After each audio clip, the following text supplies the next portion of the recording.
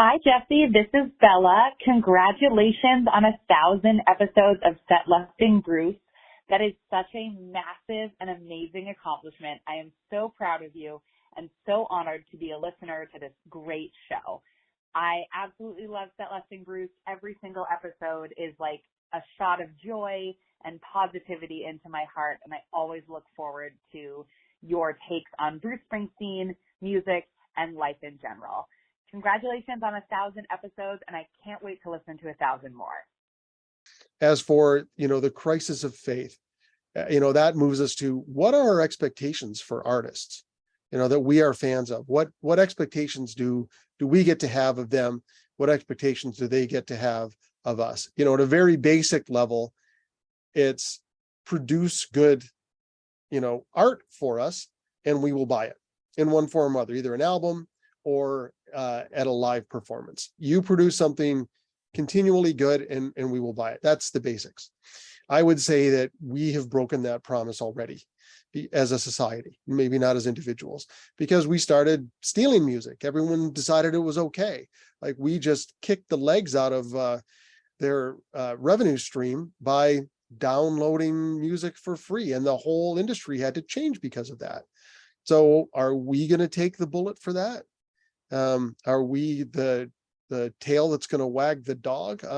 We are the dog in that scenario. So part of that promise and a general rule has already been broken.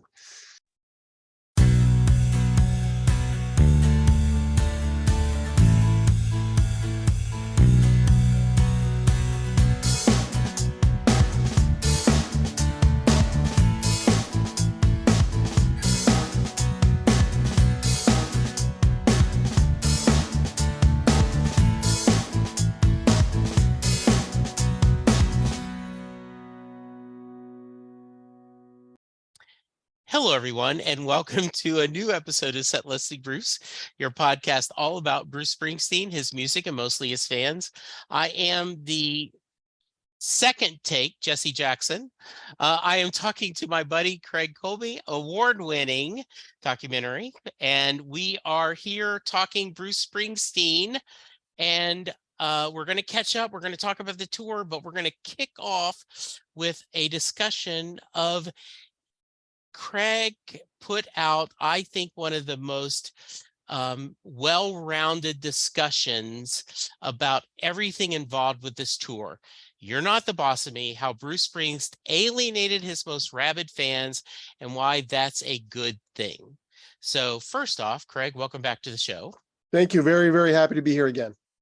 So for those of you, tell me, how do you want to start? Do you want to talk about what inspired you to write this? Do you want to summarize your thoughts?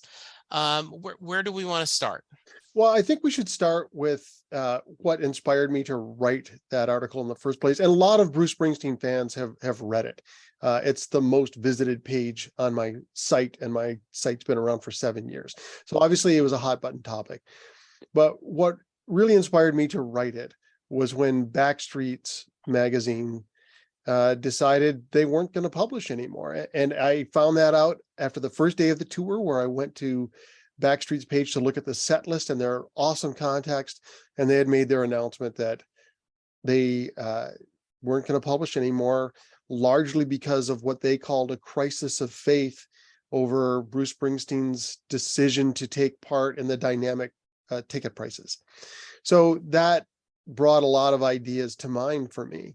One is, well, who is responsible for these tickets? None of us like the ticket prices. None of us do. And what is that relationship between an artist and his fans? So that was the inspiration for writing the article. And in the spirit of disclosure, you have tickets for the tour, correct? I do. Yeah. I have tickets. I have tickets for 4 shows. So, okay. And a lot of people, so I am going to the shows for sure. Yeah. And I'm not happy about paying so much, but I'm going. Yeah. And I had tickets for 4, did not make my 4th one in Tulsa because of COVID. As we're recording this, they just announced that Columbus, which was supposed to be tonight, is being postponed due to illness. So I assume that means that Bruce, because you can almost make almost anyone else's, you can shift the lineup if you're the baseball manager, but if you don't have Bruce, that makes for a tough show, correct? Or if you don't have Max. Yeah, I guess so. Yeah, could be one of those. So anyway, you've got 4 shows coming up. Um, I, I have mixed feelings. I absolutely think that in some cases I overpaid for tickets, right? Tulsa specifically, I ended up not going, but I paid almost $200 a ticket for 3 tickets to go to Tulsa. Could have got them for 40 or 50 bucks if I had waited. But do you want to take the chance the tickets won't be available? Right? So there's that juggling. So talk to me a little bit about your feelings about Backstreet losing this crisis of faith, and talk about I am biased. Bruce Springsteen has been a good companion for me for such a long time that I cannot think of anything that would alienate me from his music. But give me your thoughts. Well, there's a couple things here, right? Like, first of all, the ticket prices.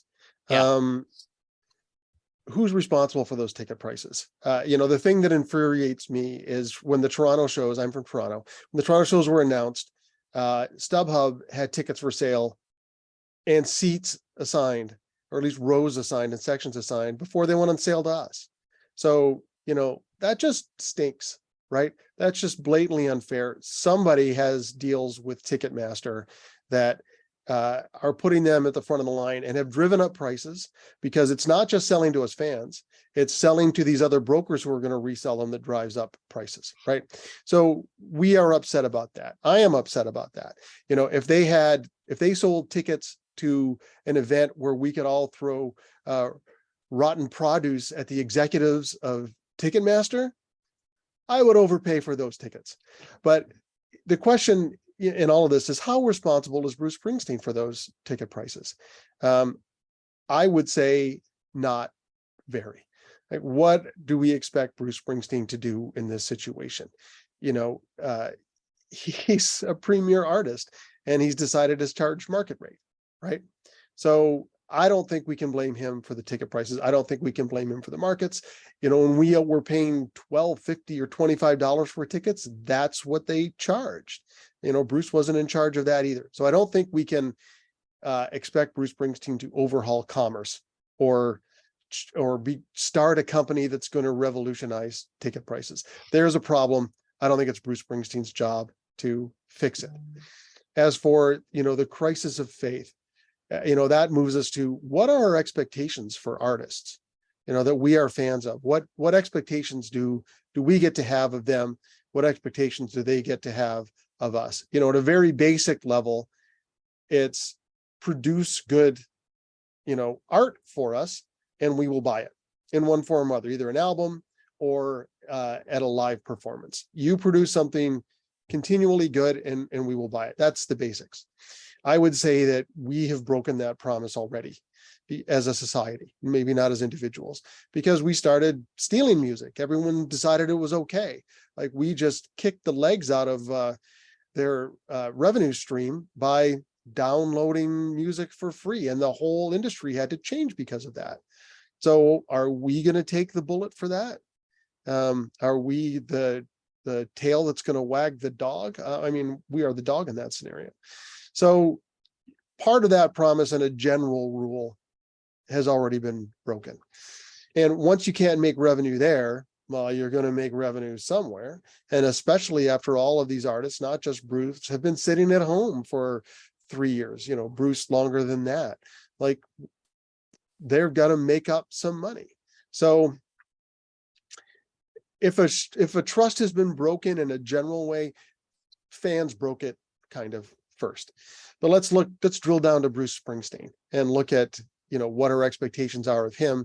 And let's compare him to a few other artists. In the article that I wrote, I took out a whole section where I looked at other artists. One of my favorite debates is, can you still listen to music of someone if they have done from questionable to reprehensible things. Can you listen to Michael Jackson and not think about the trial? He was found not guilty, but there were jurors that said it was because the evidence wasn't presented correctly. Can you listen to Michael Jackson? And to put it in personal terms, right? I was watching the documentary on Woody Allen, and you're just like, gosh, this is so creepy. But then I am a huge Joss Whedon fan.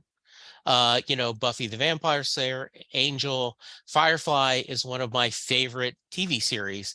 But when you read how horrible Joss Whedon acted as when he was a producer, and the way he treated people, I all of a sudden understand separating the art from the artist. And so I think that's an individual choice people have to make, correct? I agree too. My wife and I have season tickets to the Canadian Opera Company, and when they opened a new opera house, they staged Wagner's Ring Cycle. And I personally think that's the greatest achievement in art. He composed all the music, he wrote all the libretto, he had an opera house built for it, and he had instruments invented to make the sounds that he wanted made. It's 16 hours of brilliance. I'm not going to go through the details of Wagner's existence, but I can tell you he's a horrible human being, maybe one of the worst ever to walk the earth. I encourage the viewers just to do even a cursory search of the things he's done. Is it an advantage that he's been dead for hundreds of years? Sure. But, those things remain. And the new movie, the Academy Award nominated movie Tar, they deal with that too. So it's an individual decision on, can you do that? Can you not? I think it's a great debate because it's an impossible one to win. There are great points for both sides. But if we look at Bruce Springsteen, what has Bruce Springsteen done to us, the fans? Has he talked about politics in his concerts that have offended some fans? For sure, right? I tend to agree with his politics, but I can understand why other people haven't. There's a friend of mine who is very involved in the Conservative Party of Canada, Ontario. And he said when he talked about Bush, he just gritted his teeth and waited for it to be over. Did he talk about the police? I thought that was fair, but I have relatives in law enforcement who hated it. His situation with his wife, his first wife, I can see how people would object to that. But again, I think that's none of our business what goes on in a marriage. So, you look at those things, those are all very artistic decisions, personal choices. When it comes down to what we're seeing now, he charged market value for his tickets. And then when he was asked about it, he answered honestly about why they made the decision. I don't think that's worth, vilifying. And is he mad at Ticketmaster for the way it went down? It seems like his was the first one that rolled out, and those rare but super expensive tickets caught they caught my attention.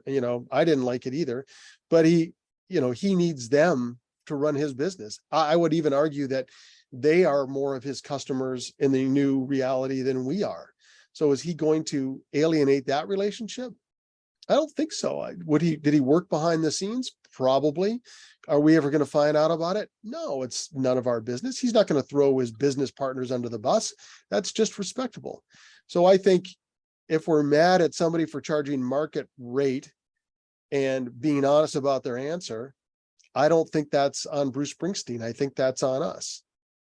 And, Craig, I also think it is upon us to, when we're talking about Bruce Springsteen, are we talking Bruce Springsteen, the artist? Are we talking Bruce Springsteen, the corporate entertainment? That's John Landau, that's Barbara Carr, that is everyone involved that is creating Bruce Springsteen, the product, right? This is not a singer-songwriter talking to Poor David's Pub directly and says, oh yeah, I can play, and oh, you're going to pay me $1,000, okay, or I get the gate, right? There is huge things. Tyler May and Cohen, the David Allen Coe, the guy who does Cocaines and Rhinestones, talked about in an interview that Ticketmaster is the bad guy for the artists. that they are the middleman that are doing sometimes the dirty work that necessarily artists don't want to do. I don't know if that's necessarily a true statement, but I think your point about they are his client, that he, that they, he goes to them and they sell. And what I've said over and over again is the only way I think everyone would be happy is if everyone got the tickets they wanted at the shows they wanted in the section they wanted at the price they want to pay. Because you've seen people like, oh, yeah, if I can't be in the pit, I don't want to go. Okay, that's kind of your choice then, right? Yeah, there's a lot of that. I went to a Springsteen show in Ottawa in 2003, and I had bought tickets for the pit. I'd finally been able to get them. And I drove from Toronto. It started like 3 a.m. or something to be early enough to line up. And somebody had gotten off the bus and said they had their own lineup. People had signed up online to line up for the pit. And there was a big discussion between the people who operated the venue and this guy getting off the bus to went on to all these shows. So certainly there's a bit of entitlement there in some sections. But I also want to say, I'm sympathetic to the fans who can't go. The first concert I went to was when my mother took my brothers and my dad and I to see Tom Jones at the Fort William Garden. And that was a very affordable thing for them to do.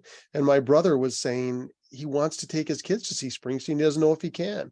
He did manage to get inexpensive seats up behind the stage that his kids are going to complain about. But, it's a tough pill to swallow for those things. But again, I don't think that's Springsteen's fault. I wanted to take my family again. My sons, they're 18 and 14 now. Their first concerts were Bruce Springsteen. Both when they were about 8 years old. But I wanted them to see them as an adult. So for me to do that, it's the cost of renting a cottage for a week. Yes. To go do that. It's not insignificant. But on the other hand, Bruce Springsteen is going to be 74 years old by the time we see it, right? How long will Bruce Springsteen still be able to do this show? What would you pay what would I pay to see Muddy Waters, right?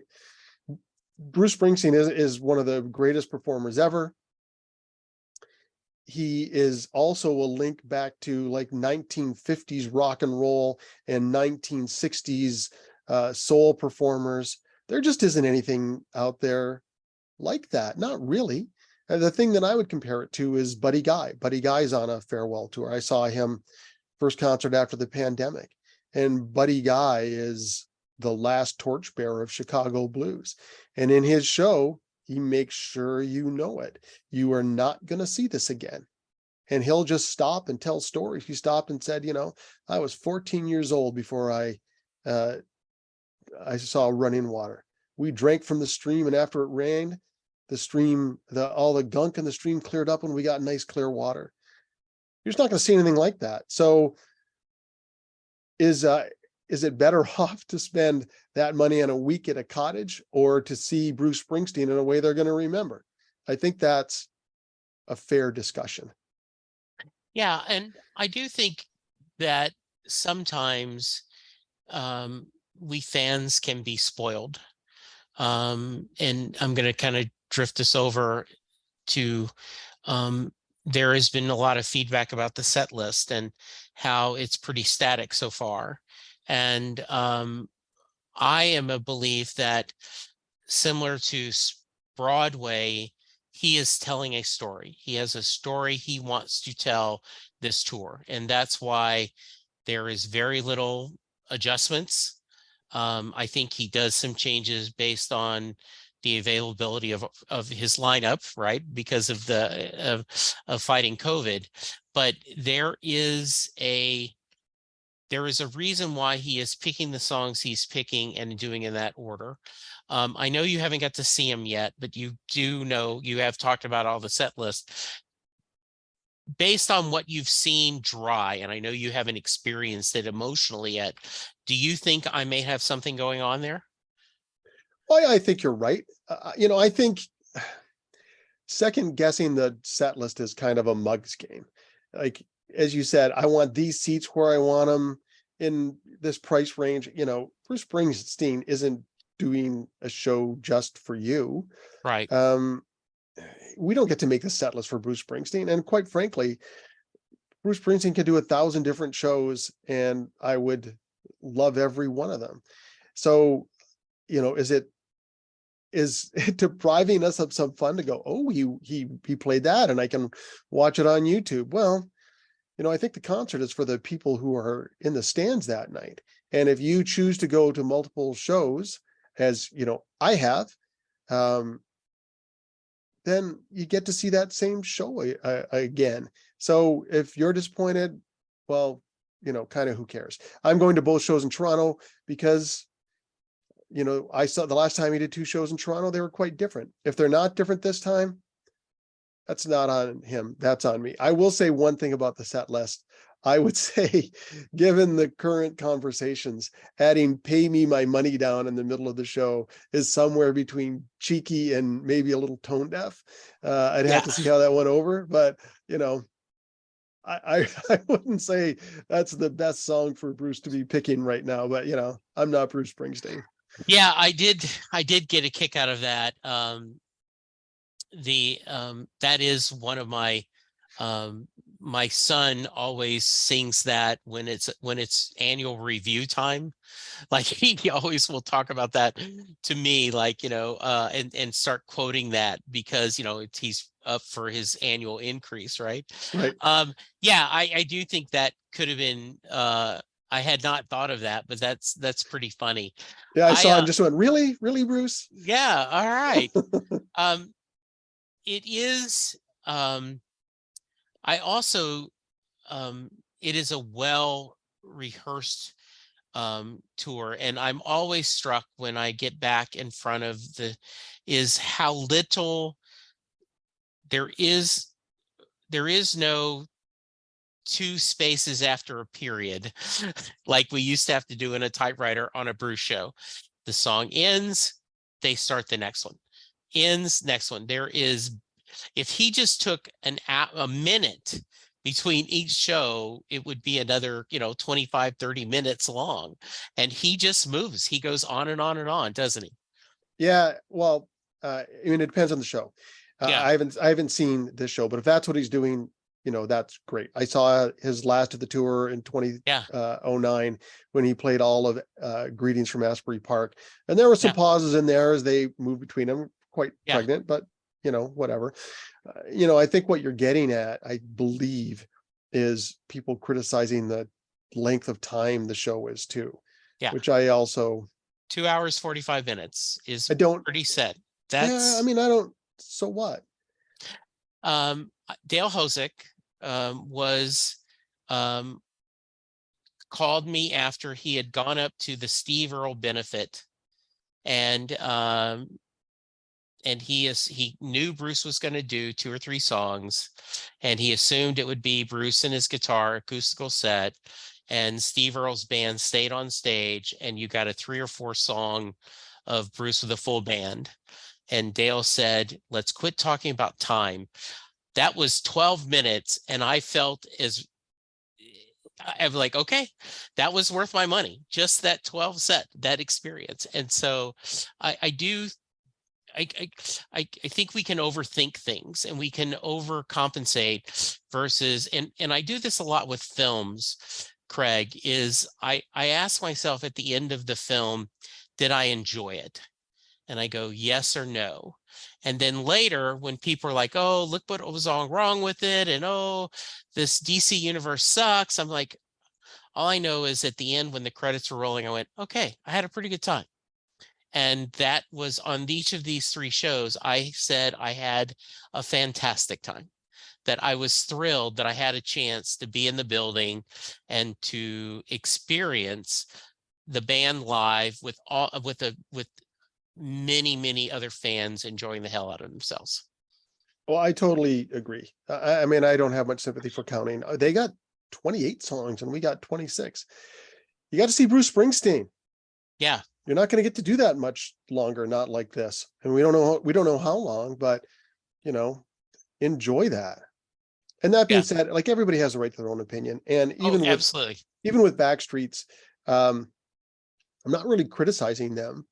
That those people dedicated their life to reporting this. And if that's not how they want to spend their time and energy, they have every right to make that decision. And I think we need to be appreciative of what they've done for us fans over the years. Yeah. Don't be sad it's over, be glad it happened, right? That's all of it. Yeah, and I think that's really true. In the other thing I wanted to just stress is you mentioned what, and you and I are in agreement, what an artist owes us is creative endeavor, and you either enjoy it or you don't. All of us have albums that we don't like as much as others, and they're all different, right? Because if you rank, people will rank things different.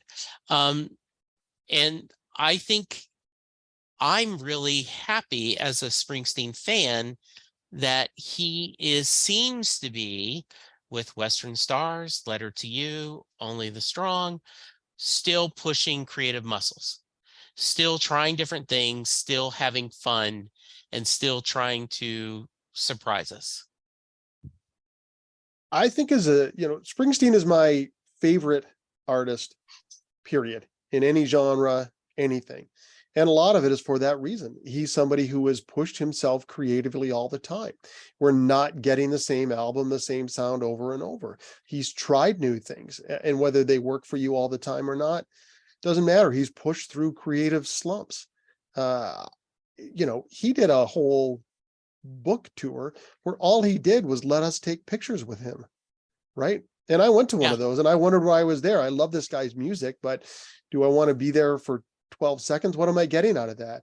And when I got there, I realized he knew what that moment was. He created a little connection. He looked me in the eye, shook my hand, laughed at my joke. He understood what that connection is. As far as being a fan and our relationship with an artist, I think we've done better than almost any group of fans anytime. I like the Rolling Stones, but boy, I wish Keith Richards would stop talking a lot. Like, look what they've done. They've created a bunch of albums that aren't great or even good in a long time. And they haven't, part of their shtick is not behaving well. But I also think, you talk about being spoiled. Bruce has done so many things well that it has also created this expectation among certain people that he should do everything well, that he's somehow superhuman. And even he talks about it. I think it was in VH1. He talked about being at a strip bar and people found him there. And what are you doing there? And he said, well, I'm not actually Bruce. St. Bruce is out somewhere. Yeah. So, one of my degrees is in English literature. And when we studied an artist, we studied all of them, the good, the bad, every aspect of it. I think it's worth, even this is worth knowing, who is Bruce Springsteen and what does that mean to his art? You talked about him as a businessman and as a singer-songwriter. I think in interpreting his work, I don't think you have to separate them. U2 said that, or Bono from U2 said, if you really want to know about a band, look at their business. So, you look at the business as part of Springsteen, and that certainly informs the way we interpret some of his music, especially as it's evolved. So, I just think that we've done very well by Bruce Springsteen. And I think the problems with ticketing are not his problems, but I'm very sympathetic to the people who can't afford to go to things. And for me, it's not even Bruce Springsteen, because I'm paying to see him more than I should probably. You asked me once, how many shows have I been to? And it's as many as I can afford, both financially and within the bounds of my marriage. Yes. But it's the other people, like Kiss is coming on its farewell tour. I'm not a big Kiss fan, but I've grown up with them. My wife and I have grown up with them, and they're coming to Toronto, and we looked at, would you like to go to see a Kiss show? Sure. I would love to go to a Kiss show just to see them once. Do I want to pay $120 a ticket? Absolutely not. So I wonder how that's all going to play out. And on that one, I think I am going to play the day of concert game and see if any drop to a price that I'm willing to pay. Yeah. So I've talked about this before, but I don't know if it's an episode that I've released. So listeners, if I'm repeating myself, I apologize. But I've struggled with my weight my whole life, and something really stuck with me. I was in a Weight Watchers meeting, and the group leader said, too many people want a cupcake, and they do the worst of both worlds. They eat the cupcake and feel guilty the rest of the day that they ate the cupcake. Or they don't eat the cupcake, and then they are mad at themselves and depressed that they didn't get to have the cupcake, and they felt sorry for themselves and they deprived. She goes, I suggest if you want the cupcake, eat it. Enjoy it, savor every flavor, say, I wanted it, I ate it, I am happy, then get back on to your, plan. Or no, I'm not going to eat the cupcake, and be proud that you stuck to your plan and move on. And she goes, and neither one is the right decision. Both of them are the correct decision. And I think that's what we do sometimes is I really, really need to have tickets. So now that I've overpaid and I'm mad at myself because I've overpaid, or I don't want to overpay tickets, so I'm going to take a chance, and guess what? They never dropped, and I'm going to miss the show. And I have not bought any tickets on the second round, and I'm waiting to see what happens. And if I end up not going to any shows, okay, I got to see 3 shows. But if there absolutely was a show like I need to go, I want to make sure I have airfare. I want to make sure I have either an Airbnb or hotel. Yes, I'm going to overpay for tickets because I want that certainty. Thoughts on that? Well, I think you're absolutely right. I mean, if I had known there were shows in Toronto, I probably wouldn't have bought for Buffalo and Detroit. And I bought Buffalo and Detroit because there was just that opportunity, and my eyes got bigger than my stomach. But I had a good year. I'm self-employed, so I had a good year last year, so I can afford it. So I just think you're absolutely right. Look, if you can afford to go, pay the money, and accept that you are paying for something of value, right? I think everybody agrees that if you're going to pay, in this fan group anyway, if you're going to pay for one ticket, it's going to be Bruce Springsteen. Yes. And it's becoming a more rare commodity. So, yeah, I think we're actually past a lot of this. I don't hear a lot more complaining about the tickets. There are certain people who just complain about it. I expect when he comes to Toronto and there's some media coverage, ticket prices will be part of it because that is now attached to him. But personally, I do not regret the spends, and I'm really looking forward to seeing Bruce Springsteen perform again. And I'm going to enjoy it while I can. And I'm glad I'm taking my kids, and one concert I'm going with my younger brother, who's a huge fan. And the other one I'm going with my older brother, who was a fan first, not as big a fan as we are. And I'm just going to enjoy the people I'm with and having that experience. And the last show I'll see is with my family. So yeah, there is a beauty to that. And I will tell you that when I was in Houston and he said, I wrote this song 50 years ago, and we all went, and I still don't know what the F it's about, and he starts into if I was the priest, it was like, I wasn't worried about money to begin with, but then it was like, okay, this is lightning in a bottle that we've gotten. And how great was that? And somebody else brought a good thing, like on this tour, all the Letter to You and Only the Strong songs are all personal premieres for everyone if this is your first show. So you're getting a ton of shows live that you've never had the chance to hear before. Yeah, absolutely. And you know, I just don't have much patience for the Yes, set list second guessing, right? absolutely. Bruce Springsteen could do whatever he wants, especially 73-year-old Bruce Springsteen can do whatever he wants, and he's earned that right. You Yeah, know, and one of the big points of my article was, let's not deify Bruce Springsteen. Let's right. look at him as a person. He's admitted his fallibilities, and I'm not trying to deify him. All I'm saying is, as someone who has invested in the fan artist relationship here, I think we've done really well. I think he's done really well, and I think we should all appreciate that he kind of hasn't taken shots at anyone, even though a lot of things have been directed this way. I don't, this working man hero thing, I don't think we've seen that in his music in a long time. No, Right. no, I don't. And I think you said it really well. I think, you said that I think Backstreet needs to cut Springsteen some slack, but we also need to give Christopher Phillips the same break, right? It is not our God-given right for Backstreets to keep being in business so that we can go to a place to discuss, the set list and see. And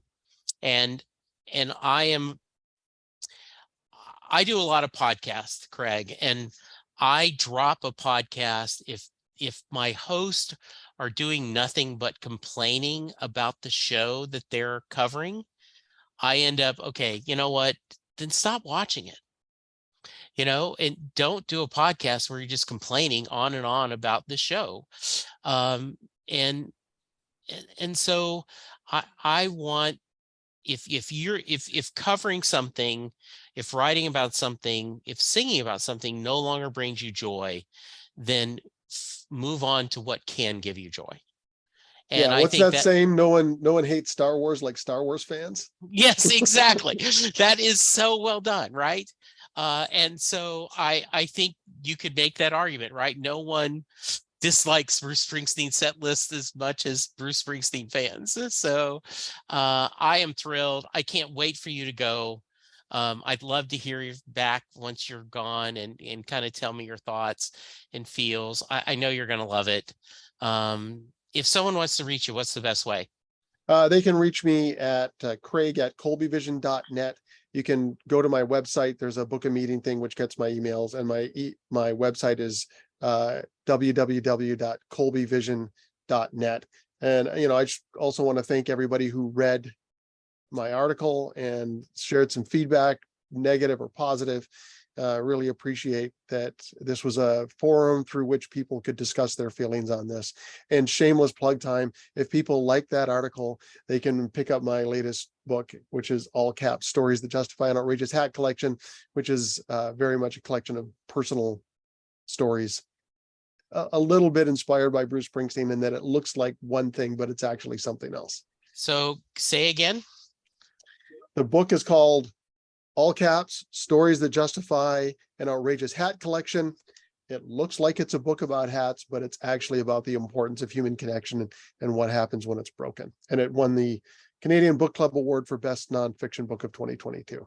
So if you like the writing, there's more of it. Yes, I just see that it is available. I just looked at your link. I will be checking it out. Absolutely. I was just going to ask you, do you have anything you want to promote? So we were in sync. That's it. Yes. That's it. Yeah. And I'm working on the next book, which will have a Bruce Springsteen story in it. Very nice. Well, I love this. Craig, thank you so much for taking time to talk to me. I always enjoy visiting with you. You're a good guy. We have a lot of fun internet, back and forth on social media. So safe travels, your family, enjoy the shows, and be sure and reach back to me afterwards and let me know what you think. Yeah, I won't keep my feelings a secret, but I'm pretty sure you already know what the answer is going to be. Yes, absolutely. All right, listeners, we continue to count down to episode 1000. It's getting closer and closer, so please remember to subscribe. Give me your feedback. Let's be kind and let's be safe, and we'll talk to you soon. Goodbye.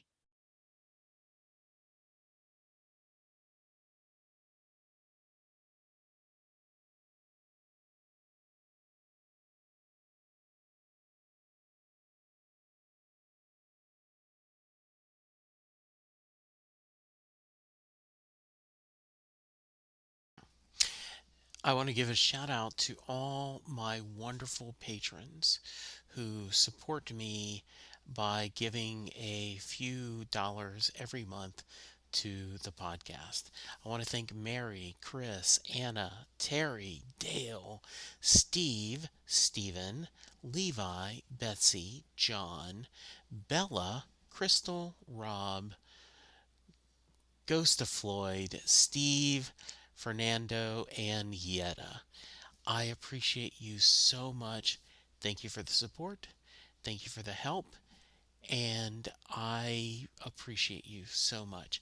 If you want to be part of the Patreon group, reach out to patreon.com, search for Set Listing Bruce, and you can get access to unedited episodes, early access to episodes, and my routine blogs. Thank you, and now on to the show. There we go, another episode. I'm about to go through a couple of things where you can reach me and give me feedback. So if you want to skip this, I understand, but I do hope you check it out every once in a while. I'm available on Twitter at Jesse Jackson DFW. The show is available at SetListingBruce. You can send me an email, setlistingbruce@gmail.com. You can send me a voicemail at 469-249-2442. I am currently doing a few other podcasts. Perfectly Good Podcast, John Hyatt from A to Z, where Sylvan Groth and I discuss every John Hyatt song in alphabetical order. My Babylon 5 podcast is Last Best Hope for Conversation, where Lou, Karen, and I discuss every episode of Babylon 5 in chronological order. I still am doing Next Stop Everywhere, the Doctor Who podcast with my brother in time, Charles Skaggs. And then finally, How Many Podcasts, the only podcast on the internet that counts, where my buddies and I discuss pop culture. You can go to our Patreon page and support the podcast for as little as $1 a month. You can go to our Facebook page, like, and please go to iTunes or wherever you get your podcast and leave a 5-star rating and review for all of the podcasts that I'm doing. It's okay if you don't listen to them, but if you subscribe and rate, it really will make my day better. Thank you, and I will talk to you soon.